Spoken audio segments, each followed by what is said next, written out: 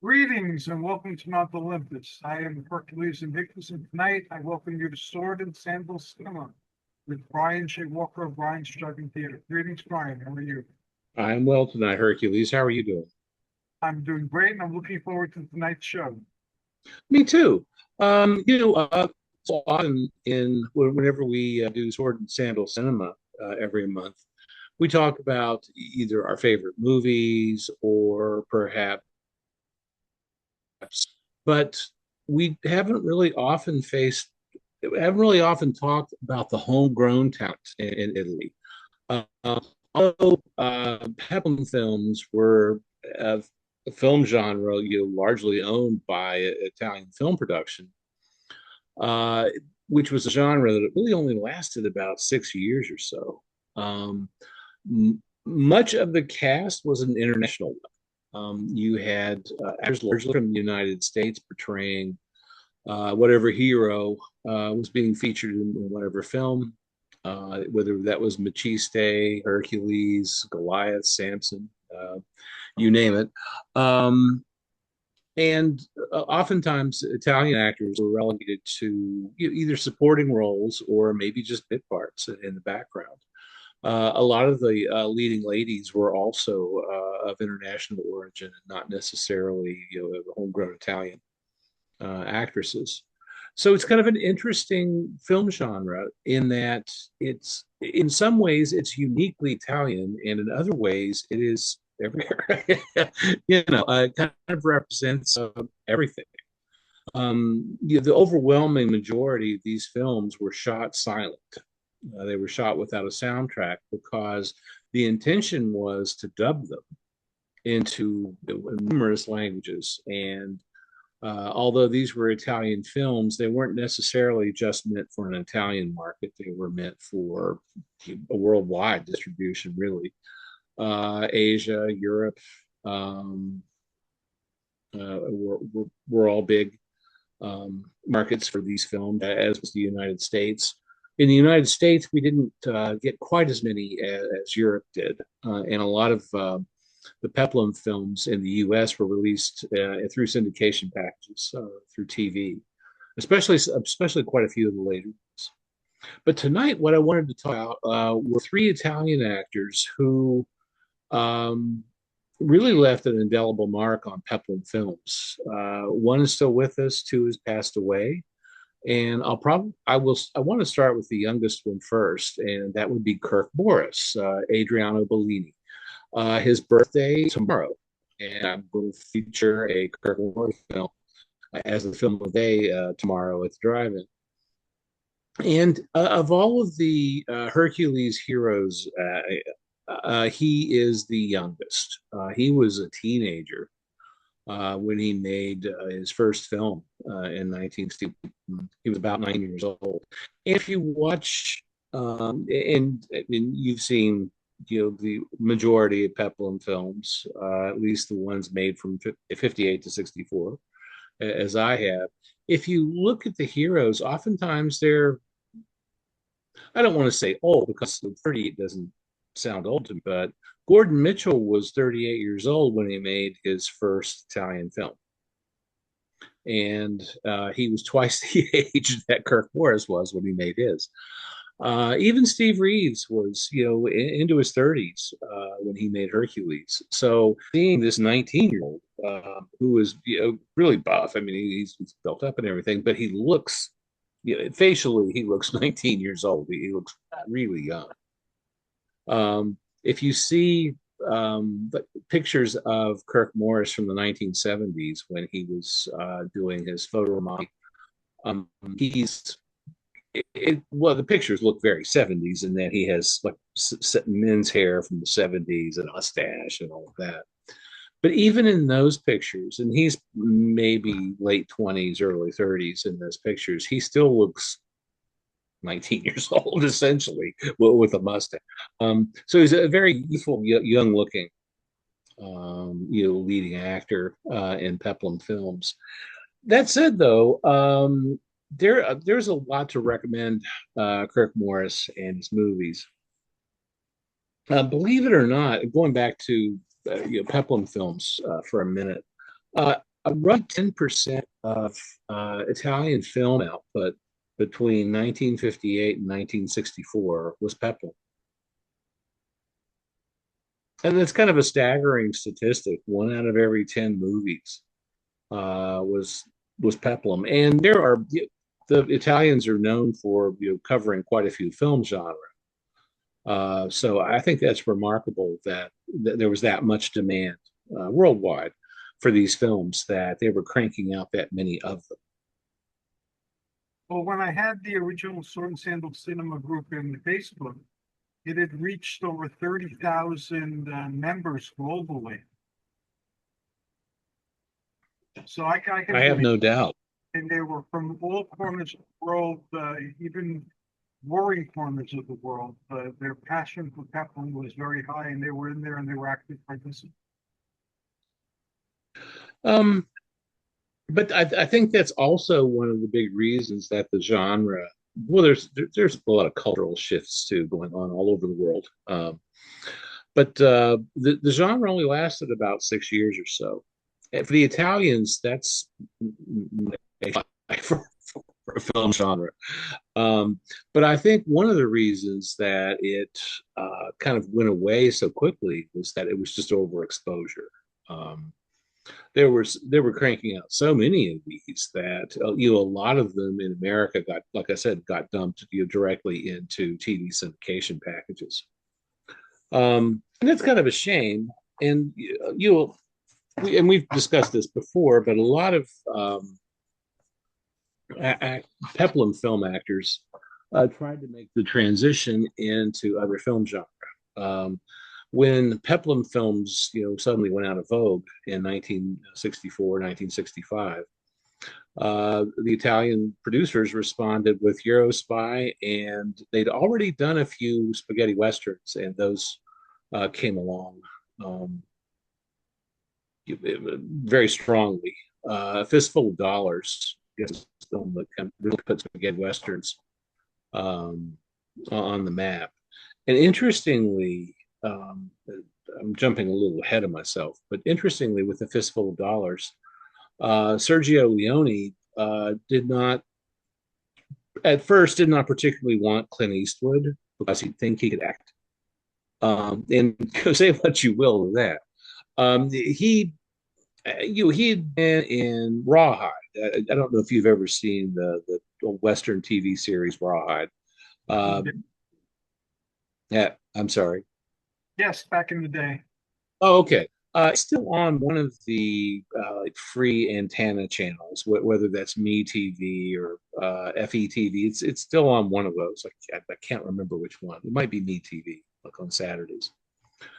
But he had been doing this Western TV show for Clint Eastwood, for 5 years, and he really hadn't had any career spin from it. It hadn't, he was working, which was good, and he was getting a weekly paycheck, which for an actor is, probably the top goal.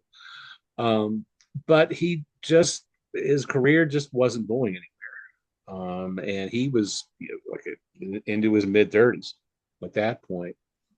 So when he was offered A Fistful of Dollars, he took it, and he took it for a pretty minimal amount of money. He took it for about $15,000, which is, I mean, that was like five Chevy Impalas back then. So I mean, it's not that insignificant.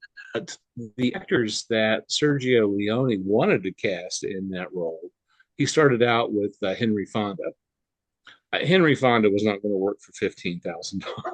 He just wasn't going to do it. They asked Charles Bronson to do it, and he thought the script was lousy. So he just threw up his hands, and said no. They have even asked Richard Harrison, Peplum actor, to do it, and he thought that the salary was too low. And he was off into Eurospy by that point anyway, or getting into it, I guess I should say. So they eventually wound their way down to Clint Eastwood, and he came recommended, as I recall, and he the role, and it transformed his career, a career that he thought was kind of dead or dying. was resurrected by. Now, one of the reasons he didn't have any career spin from Rawhide had everything to do with the very draconian contract that he signed with the production company. He wasn't allowed to do any American films, none at all. But that didn't preclude him from doing films in Asia or Europe. So he was able to do A Fistful of Dollars and not, make the production company executives mad by doing it. And even though Fistful of Dollars was shot and initially released in 1964, it didn't reach the United States until 1967. And interestingly, Clint Eastwood, 3 years later, actually dubbed his lines for the first time because it hadn't been released in English.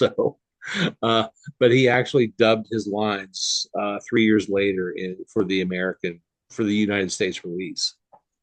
And that was the film that really put him on the map. Just a few years later, he went from being kind of a background actor in B movies in the 1950s. You can see him in some sci-fi films. He was under contract with Universal for a while in the mid 50s. You did a lot of TV in the way of Rawhide, and it's kind of a late bloomer, I suppose, for Clint Eastwood. But by 1970, 1971, he was a big star. He was starting to make his own movies. Dirty Harry was really popular. Play Misty for Me was a terrific movie. And in that movie, he showed that he actually could act. He wasn't so two-dimensional, as he tended to be in a lot of the roles he had played, up until then. But that's sort of where spaghetti western started.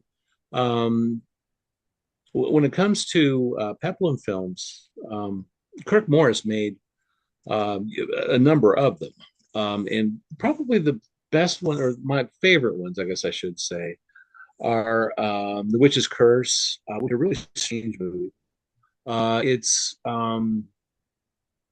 It's seemingly Peplum, but it's set during a different time. I think it's set during the 16th or 17th century. So it's not set, pre-Christ, or like most of these movies are. And interestingly, right now, as we speak, I've got Hercules and the Black Pirates on, which is an Alan Steele movie, which also takes place sort of out of its particular time. I think this movie is 18th or 19th century, and still a peplum. I don't know why Hercules is necessary in the wood fighting what I'm watching right now. But the two movies are kind of interestingly related, I guess, in that respect. I also like Hercules, Samson, and Ulysses quite a bit. That one too. And that one, Turner Classic Movies picked up on that one years ago, and they show it fairly often, even still, especially if they're running a program with more adventure films. If they do run a Peplum film, it's most likely that they'll run that one, or perhaps Hercules Unchained. They run that one quite a bit too. The other movies that I like, Colossus and the Headhunters, I think is a lot of fun. That's probably my favorite Kirk Morris movie.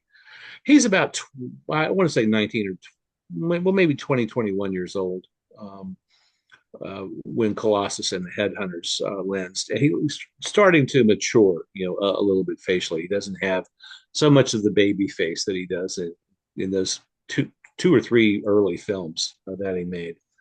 But he still looks so much younger than than his contemporaries at the time. Gordon Mitchell was one of the older, if not the oldest, Hercules actors. But on that note, he was close to 20 years older than Kirk Morris. But they sort of give you the yin and yang of Hercules actors. You get one who barely an adult to another who's a seasoned man, starting to get into middle age a bit. And unfortunately for Kirk Morris, I mean, his career had been going pretty well, and then Peplum Films died in 1964, 1965. So it was up to him to, if he wanted to keep a career going. And some people just packed up their toys and went home. They like Mark Forrest, for example, Lou Degny. He made his money, spent his time, and then went off in an entirely different career direction. And some of them did. Some of them wanted to keep working, however, and Kirk Morris was one of them. And did do some science fiction, Star Pilot, which I think I have run on the drive-in as a movie of the day. As a matter of fact, Rita of the West is a spaghetti western that he's in. And interestingly, the protagonist, I can't remember the actress's name, but is a character named Rita in it. And it's kind of it's a spaghetti western, but it's also a comedy. It's fun to watch. It really is. Um, Around 1970 or so, Kirk Morris decided to go in a different career direction. He had slimmed down quite a bit from his Peplum days. He was still in very good shape. I mean, make no mistake, but he wasn't quite as he had a really muscular stature. In his Peplum films, and he had taken some of that off. He had slimmed down some, but there again, was still in pretty good shape. And if you run a search for any pictures from his photo romanzi, you can turn up hundreds of them. They are all over the place, and it kind of gives you an interesting update as to how he looked, at about 30 years old or so, because he is trimmer, he is leaner. Well, I shouldn't say trimmer, but he's a lot leaner than he was in his Peplum films. But he still looks good, and has all the early 70s trappings, the long hair, the dry look, the mustache that every male had at that time. Let's look that up later on. I don't own any photo romanzi, sadly enough. I have seen enough images from it, and sometimes you can find them on eBay as well. All they, if for people who don't know what they are, all it really is a sort of like a comic book, but instead of using drawings, they use actual photos, and they're typically color photos. And to advance the plot, unless they've got like a panel with some exposition on it, they use balloons. So it's a photo of somebody, but there's a balloon right here with whatever that actor is saying. Very popular in Europe, enormously popular in Italy from the 40s until probably late 70s, early 1980s. And he was a huge star in those. They were easy to shoot. It didn't take a lot of his time. He was able to make quite a bit of money from them, and then focus on other interests. He eventually left filmmaking, but and he's 80. Well, tomorrow he will be 84 years old, and he's obviously retired from filmmaking. But I do think that his movies are worthy of going back to take a look at. One thing I probably should mention is his birth date. It's generally accepted that he was born on August 26, 1942. But if you start looking around, some people have his birth date as early as 1938 or as late as 1946. At the 1946, there's just no way. He would have been 15 years old in his first couple of movies, and that's not the physique of a 15-year-old. it just isn't. And he looks so young in those first few movies that I want to say the 1942 date, it has to be the correct one, because he just matches up. It just looks, he looks like he's 19 years old in those films. Although a 19-year-old in terrific shape will say that. This movie's a lot of fun to watch too. Just because he's young doesn't mean that he's not turning in a good performance. Uh, Now we probably should move on to your favorite actor in Peplum films, and that is Sergio Chiani, aka Alan Steele. exactly. Now So let me ask. enthusiastic. With him, it's his enthusiasm. He seems so enthusiastic about the part he's playing, and it exudes in regardless of the part he's playing, how large or how small it is, how heroic or how villainous, that he's really into it. So I enjoy that. Well, early on in Hercules and the Black Pirate, he's swashbuckling in the 18th century.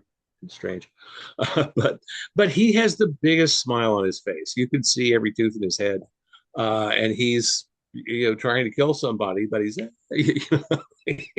he's clearly enjoying it. Now he can certainly handle dramatic passages as well. He's doing that right now in the movie that I've got on. But you're right. He does have a lot of enthusiasm, especially for the Peplum films that I've seen him in. Even in some of his earlier appearances in the late 1950s, you can still, if you catch glimpses of him, you can still see that big smile. He was That he, for Steve Reeves in Hercules, I believe. So he goes back to the beginning of the genre. yes, he doubled, and he when he first got into films, Alan Steele was probably 22, 23 years old. He was really young. And he doubled Steve Reeves because they were about the same build, about the same height. And if you look at Alan Steele from certain angles, and not head on so much, but if you look at him from certain angles, I can see why they picked him to double for Steve Reeves because there is a visual symmetry to their faces, not necessarily head on, but from the side. It trips me up from time to time. Yeah, he was my famous story about him was I was trying to track him down, and I finally found someone in one of the Facebook groups who knew him. So we're going to communicate, and I got the contact information, and then discovered that he died like a day or two beforehand. Gosh, here lately we've had a spate of deaths, among actresses. Leslie Parrish, um, Shelley Fabre, and Dolly Parton today. Wow. Yeah, we've lost a lot of people. And that you see these people, in your favorite films or in old TV reruns, and you don't see them getting older. And when you do hear about them passing away, it's kind of a shock. Even though Leslie Parrish was 90 years old when she passed away, and to me that means she lived a good long life. On the other hand, if I'm watching one of her films, or if I see her on Perry Mason, she's young. It's just kind of hard to fathom sometimes that these people have. Well, they're young forever, I guess in a sense, in that we can watch them. But hearing that they've passed away from old age is kind of heartbreaking. Um, Unfortunately, Alan Steele is not with us any longer, as you pointed out. He was almost 80 years old. I think he died maybe a couple of days before his 80th birthday. What I heard. Which I mean, it's sad. Usually, from at least from what I've read, people tend to, if they are facing their last days, oftentimes they will try to make it to like a significant date, let's say Christmas or their birthday or something like that. So it's kind of interesting that he passed away so close to his 80th birthday. So Alan Steele, unlike Kirk Morris, whose first movie he was the hero and the star, Alan Steele had to work his way up, doing stunts, and he's very light on his feet.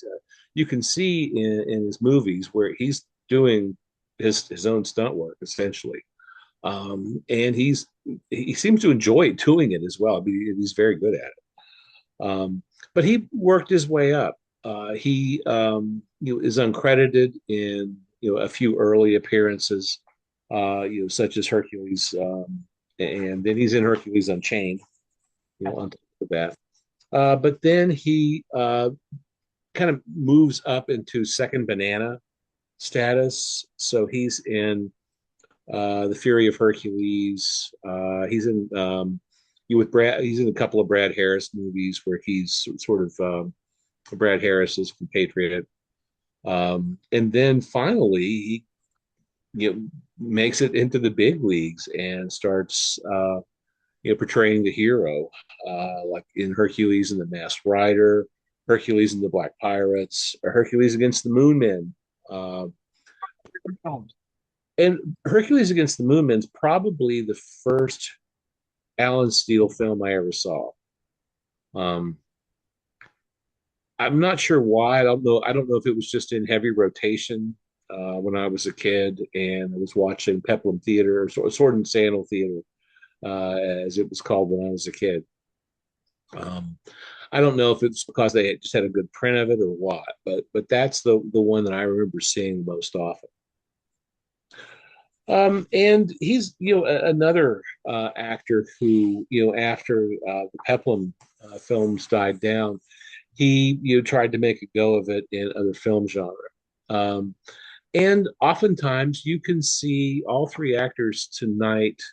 Well, not all three of them, but you can see two of them overlapping. You'll see that some of them starred in the same film, such as Kirk Morris and Alan Steele are both in the spaghetti western Saguaro from 1968, and Gordon Mitchell is in that one as well. But we're not talking about Gordon tonight.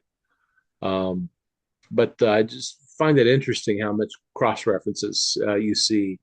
The next actor I'm going to talk about is Mimo Palmara, and he was in like every other Peplum film there for a while. He was very prolific, so he overlaps quite a bit as well, both with Alan Steele and with Kirk Morris. Yeah, Alan Steele also played Robin Hood, and he played Eurospy. He did lots of. He's very prolific and diverse in his work. He was by the time he was about 45 years old or so, his career had ended, and he moved on to do other things. What those are, I don't know, because there's precious little biographical information about it. I've not been able to find anything personal. I have no idea if he was married, had children. I mean, I have not been able to find any information like that at all. Just no clue. And I don't know why, but I've been able to find information on actors who were way more obscure than him. But I don't know if no one ever asked him. It's a shame you weren't able to interview him, because you might have been able to ask some of those questions for us. There's just very little mention of him, and I don't know why. Even his workout or his dietary practices, they don't exist in the bodybuilding literature that I've looked through. I'm trying to find out if he left the mark there, but he didn't. Yeah, it's except for his films, it's almost as if he'd never existed. It's strange. I don't know if he was just a very private person and you kept all of that, away from any kind of press. I have no idea, but just finding personal information about him is not easy.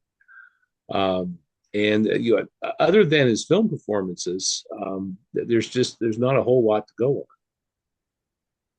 I agree with you. He really seems to enjoy himself when he is on set, when he is acting, and especially in scenes where he's in a fight scene or something like that. He's clearly enjoying it. He's enjoying the choreography, of the whole thing. Now I want to move on to, Mimo Palmara, who's the oldest of the three actors that we're talking about tonight. He was born Domenico Palmara in July of 1928. So his birthday is July 25th. So his birthday was just about a month ago. He began acting in the early 1950s. He wasn't as he was certainly in very good shape, but he wasn't as muscular as Alan Steele or um, uh, Kirk Morris. Uh, but there again, not to take anything away from him, he was in very good shape. Um, and he is often, if you a Peplum film, and you will if you start watching a lot of Peplum films, he is sometimes a second banana, or he might even be the antagonist in the film. And he's in a lot of them. Mimo Palmara is in Hercules Unchained with Alan Steele. He's in The Last Days of Pompeii, The Trojan Horse, Hercules. He's in a lot of Steve Reeves movies, as was Alan Steele, at the very beginning of his career as well. But he appears in a lot of other peplums too. He's in The Ten Gladiators with Dan Vadas, Hercules Against Rome, the two Gladiators, just a number of films. Very prolific. He was, like I said, older than a lot of the other actors in these films. Not quite as old as Gordon Mitchell, but older. And I guess he saw, the writing on the wall. He was getting close to 40, and he decided that he wanted to get in on like another side of the business. So he started his own company to dub the films coming out of Italy and going into other markets, which I think is really shrewd for him to see how that could be pretty lucrative. And he started his own company, I think, in 1967. It was called Sync, SINC. But an interesting thing about him is that he was a good actor, but he had a few near misses career-wise. And I'll go back to A Fistful of Dollars. He was supposed to have a supporting role in A Fistful of Dollars. He wasn't going to be the main character. But he was a good friend of Sergio Leone's, and Sergio Leone wanted to cast him in the film. But he turned it down because he was going to make a different spaghetti western called Bullets Don't Argue. And he picked that over A Fistful of Dollars, which was a big mistake because A Fistful of Dollars was such a hit internationally. And I don't think Bullets Don't Argue was, sadly enough. But nevertheless, I mean, he had a terrific career. He was in movies for more than 20 years. I read a critique of how he looked, and one person said that he had a very ethnic face. I'm not really sure what that means. I guess in profile, he does have sort of a Romanesque nose. But I don't think that makes him necessarily look ethnic. But I thought that was just an odd comment to make. Because I think he's a very handsome man. I guess certainly you can look ethnic and be handsome, I suppose. But I just thought that's a weird comment for somebody to make, I think. But I thought that was kind of interesting. It was kind of a near miss on his part.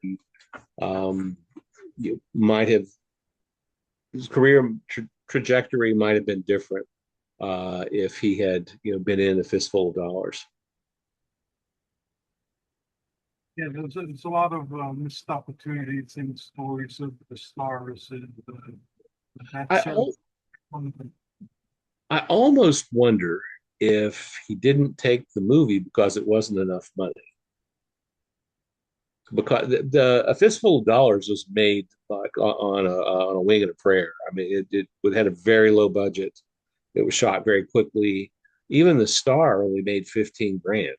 So your supporting actor is probably not going to make quite that much. So I do wonder if it wasn't the question of the size of the paycheck. I'll give Sergio Leone this. I mean, it took a lot of chutzpah, for him to try to get James Coburn and Henry Fonda interested in this project, and then not having any money to pay them.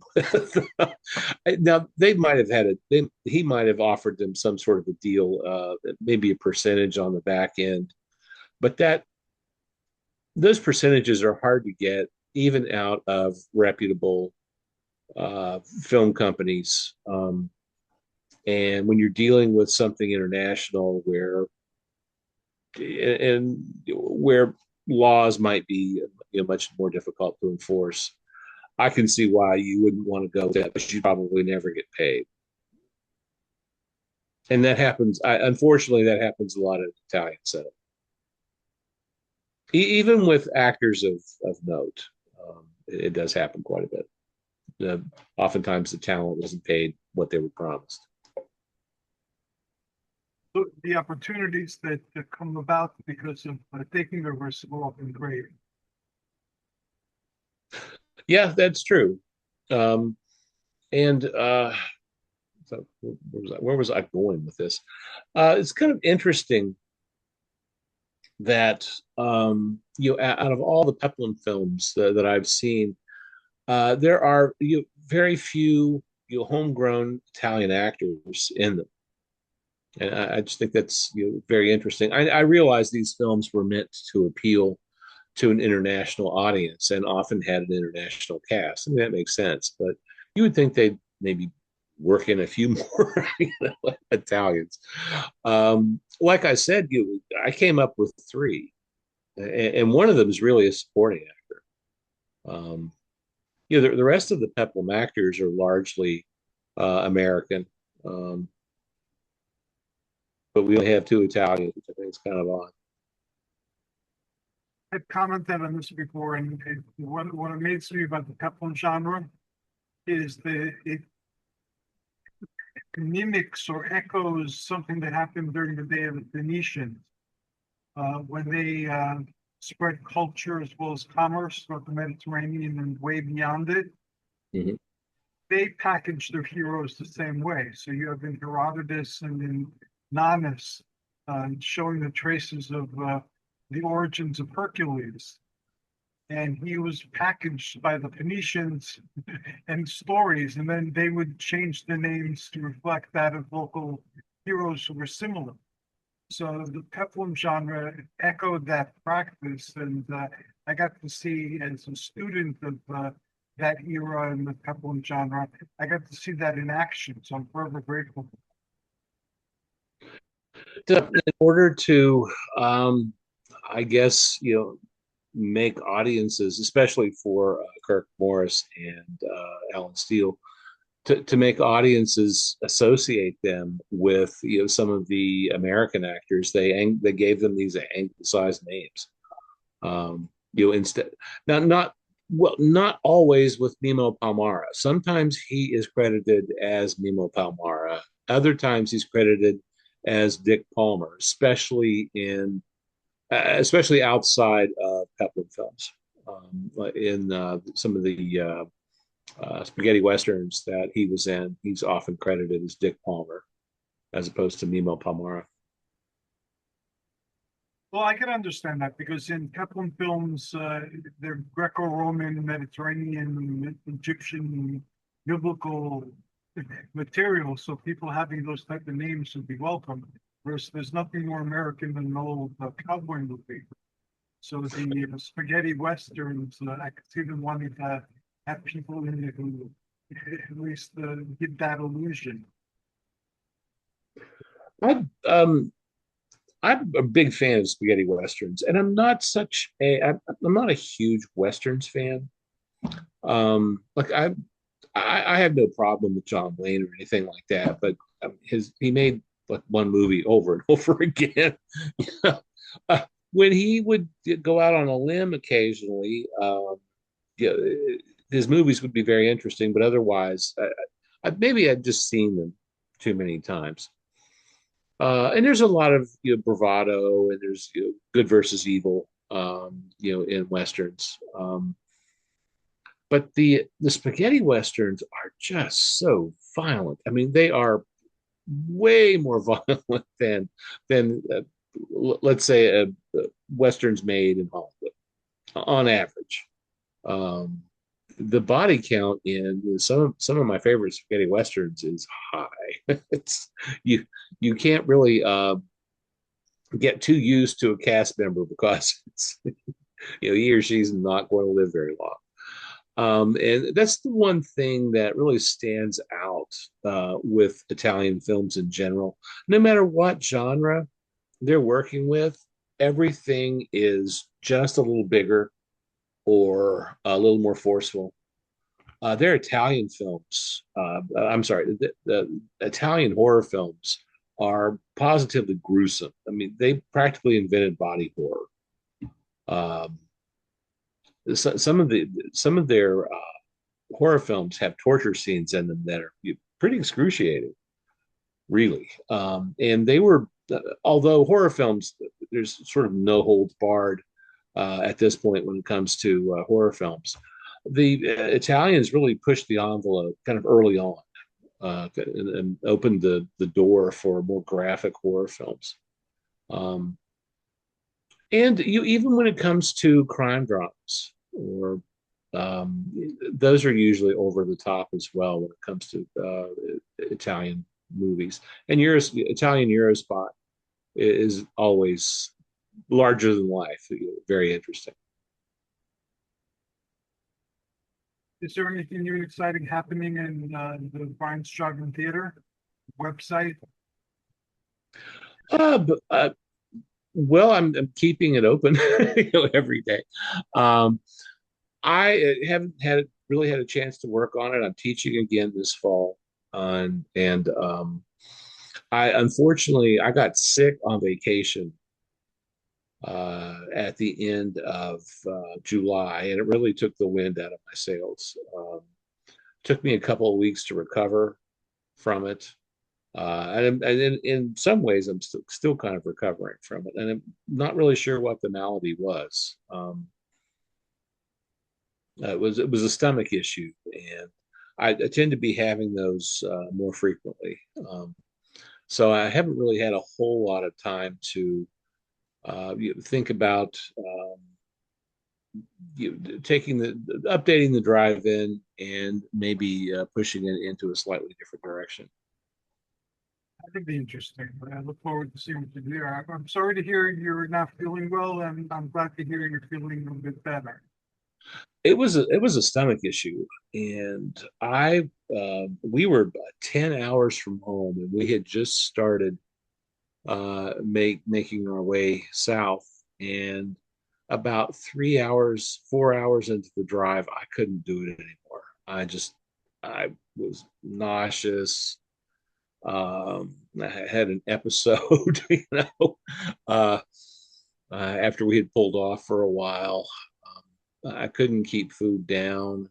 Eating anything was just a really bad idea. So for the last like 5 hours of the trip, I put nothing in my mouth, nothing to drink, nothing to eat, anything like that. And the next day, I had a dental appointment in the middle of all this, that I had to go to the next day. And I went to the dental appointment, and then I had to go to urgent care because I was just not in a good place at that time. And like I said, I feel much better now. Whatever I had was foodborne, but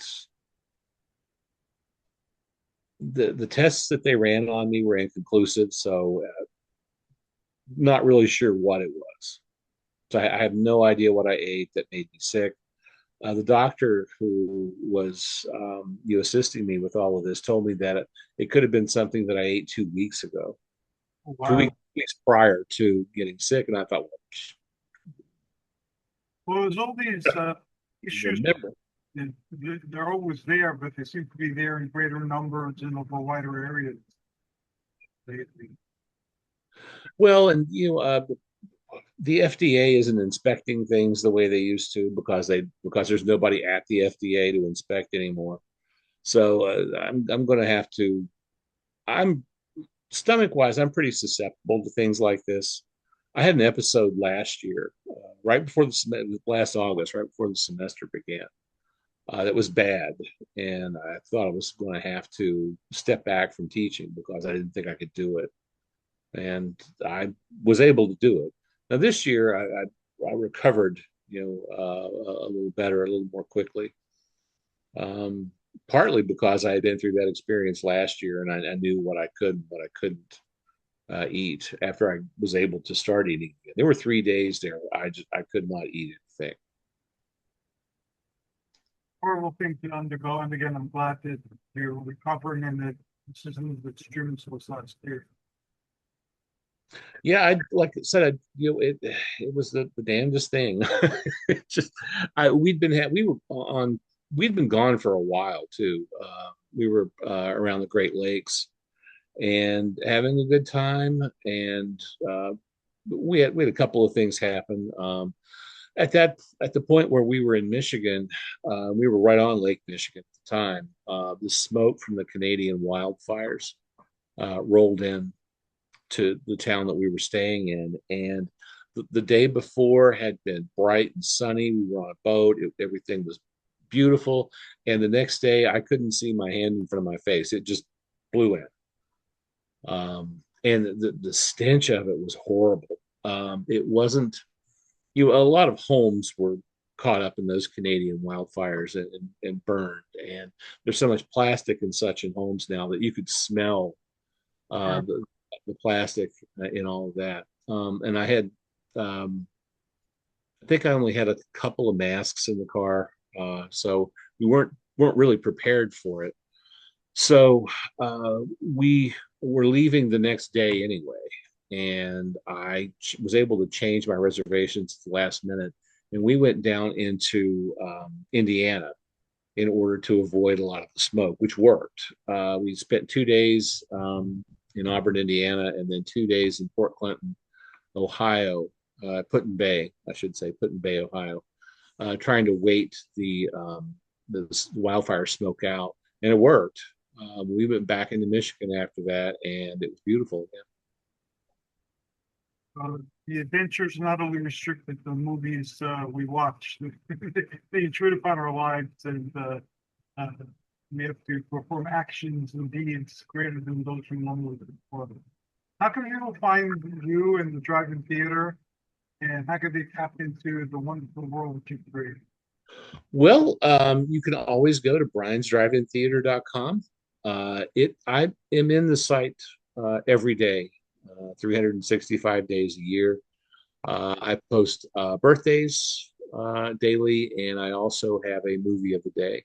I try to theme the movies of the day.